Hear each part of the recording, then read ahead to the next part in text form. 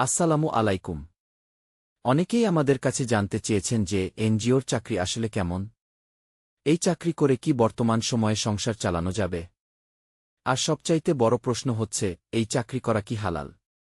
দেখুন, এনজিও বা বেসরকারি সংস্থায় চাকরি করা বর্তমান সময়ে অনেক শিক্ষিত বেকারদের জন্য বড় একটি সুযোগ। তবে এখানে কিছু বিষয় আমাদের পরিষ্কারভাবে বুঝতে হবে। প্রথমত, চাকরিটি কেমন? এনজিওর চাকরি কিন্তু খুব একটা আরামের চাকরি নয়। বিশেষ করে যারা মাঠ পর্যায়ে বা ফিল্ড লেভেলে কাজ করেন, তাদের রোদ বৃষ্টি মাথায় নিয়ে মানুষের দ্বারে দ্বারে ঘুরতে হয়। তবে যারা অফিসে কাজ করেন বা প্রজেক্ট ভিত্তিক কাজ করেন, তাদের পরিবেশটা কিছুটা আলাদা।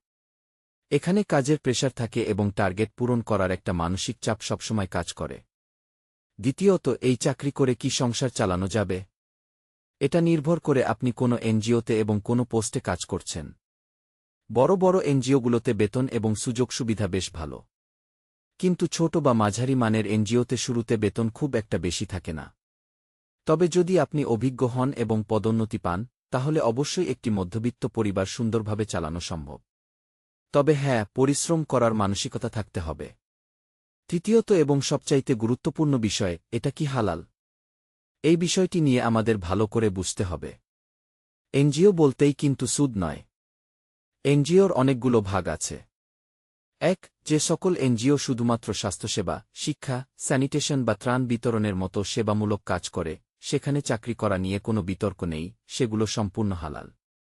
২. কিন্তু যে সকল এনজিও ক্ষুদ্রলেন বা সুদের কারবার করে, যেখানে আপনাকে মানুষকে সুদের উপর টাকা দিতে হয় এবং কিস্তি আদায় করতে হয়, এই ধরনের কাজ ধর্মীয় দৃষ্টিকোণ থেকে প্রশ্নবিদ্ধ।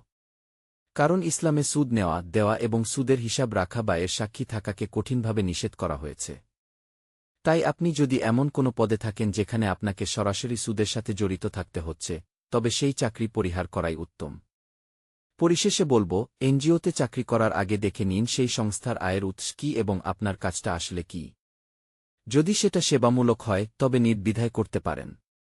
আর যদি সেটা সরাসরি সুদের কারবার হয়, তবে আপনার ঈমান ও আমল রক্ষার খাতিরে বিকল্প কিছু ভাবা উচিত। আল্লাহ আমাদের সবাইকে হালাল উপার্জনের তৌফিক দান করুন। আমিন।